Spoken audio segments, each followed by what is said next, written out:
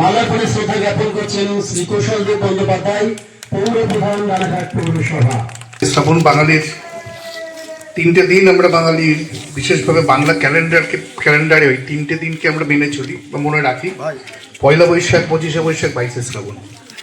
এই 3টে দিনের মধ্যে আজকে একটা দিন যে আমরা বাঙালি নিয়ে অনেক গর্ববোধ করি, কিন্তু বাংলা ক্যালেন্ডারকে আমরা সবাই সরিয়ে রেখে দিই। যেটা আমাদের পাশের দেশ বাংলাদেশ এখন উত্তাল, কিন্তু বাংলা ভাষাকে কিন্তু ওরা আঁকড়ে ধরে রেখেছে।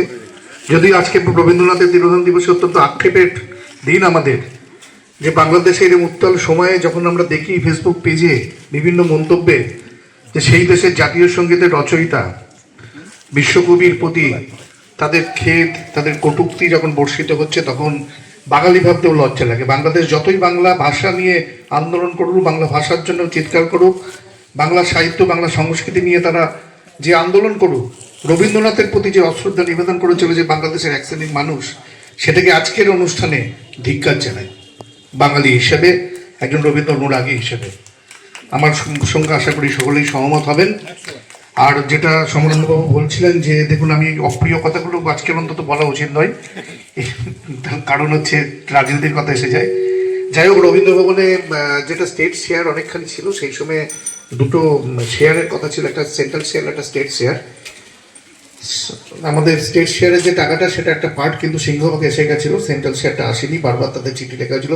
তৎকালীন যিনি পৌরপ্রধান ছিলেন, তিনি এখন সেই দলেই আছে। তিনি নিজে উদ্যোগ নিয়েছিলেন সেই সময় সেন্ট্রাল শেয়ারটা আনার জন্য, তিনিও ব্যর্থ হয়েছিলেন। শুধু একটা অদ্ভুত জটে এটা আটকে রয়েছে, আমাদের সেন্টিমেন্ট আটকে রয়েছে রানাঘাটবাসীর। আপনারা সবাই যদি একটা নবান্নে যাওয়ার আগে বা তার বাড়িতে যাওয়ার আগে একটা গণস্বাক্ষর করে সবাই মিলে যদি আপনার পাঠান, সেটা একটা প্রথম দিয়ে শুরু করতে পারেন। আপনারা চেষ্টা করুন সর্বতভাবে। আমিও ভীষণভাবে বিভিন্ন কর্নার থেকে চেষ্টায় রয়েছি যে আমাদের রানাঘাটের যে সংস্কৃতির যে প্রাণকেন্দ্র, যেটা রবীন্দ্র ভবন ছিল আগে, সেই যে রবীন্দ্র ভবনের সামনে আজকের আমাদের অনুষ্ঠান করছেন, প্রতি বছরই শুভদার উদ্যোগে এই অনুষ্ঠান হয়। সেই রবীন্দ্র ভবন যে তার অপূর্ণতা, সেটা আমাদেরকে ভীষণভাবে দাগা দেয়। এটা একটা চরম অপ্রাপ্তির জায়গা আমাদের। সেই জায়গা থেকেই আমি বলছি, আপনারা সবাই আসুন রানাঘাটবাসী হিসেবে রানাঘাটের সংস্কৃতি প্রান্তকে বাঁচানোর জন্য যে ধরনের আন্দোলন আপনারা করবেন, আমি সহমত তাতে।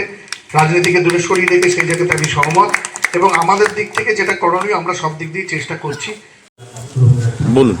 আমরা রানাঘাট শিল্পী মহল প্রতি বছরের ন্যায় এবারেও এশিয়ার প্রথম রবীন্দ্র ভবন, পুরানো রবীন্দ্র ভবনে আমরা আয়োজন করেছি 22শে শ্রাবণ লহ প্রণাম। মৃত্যুর 83 বছর পরেও গুরুদেব আজও কতটা প্রাসঙ্গিক, সেটা আগামী প্রজন্মের কাছে পৌঁছে দিতেই আমাদের এই মহতি উদ্যোগ। যাকে নিয়ে আমাদের এত কিছু, আমাদের জীবন জুড়েই রবীন্দ্রনাথ, সব কিছু শোকে দুঃখে যন্ত্রণায় আমাদের একমাত্র আশ্রয় রবীন্দ্রনাথ। রবীন্দ্র যাপন করে, তার গান কবিতা পরিবেশন করে কত পরিবারের জীবিকা নির্বাহ হচ্ছে, অথচ সেই রবীন্দ্রনাথ যিনি একজন ভার্সেটাইল মহাপুরুষ, তাকে আমরা কি মর্যাদা দিচ্ছি। দেখুন, রাস্তাতে আজকে 22শে শ্রাবণ লহ প্রণাম করতে বাধ্য হয়েছে। আমরা আসুন সংস্কার করি এবং ফিরিয়ে দিই সেই পুরানো রবীন্দ্র ভবন। তাই বলি, হেমৌর চিত্তপূর্ণ তীর্থ জাগরে ধীরে, এই ভারতের মহামানবের সাগরে তীরে। আর একই সঙ্গে বলি, মোর নাম এই বলে খ্যাত হোক আমি তোমাদের লোক। জীবন যখন দুর্বিষহ, মাথায় রাখেন হাত, চির বিস্ময় চির আগ্রহ আজও রবীন্দ্রনাথ। রবীন্দ্রনাথকে জানলে গোটা ভারতবর্ষকে জানা যাবে। আসুন। আপনার নাম? আমি শ্রী সুবোধ দেবনাথ, শিক্ষক, সঞ্চালক, বাচিক শিল্পী, সম্পাদক, রানাঘাট শিল্পী মহল। ওকে, ধন্যবাদ আরবিএলের পক্ষ থেকে।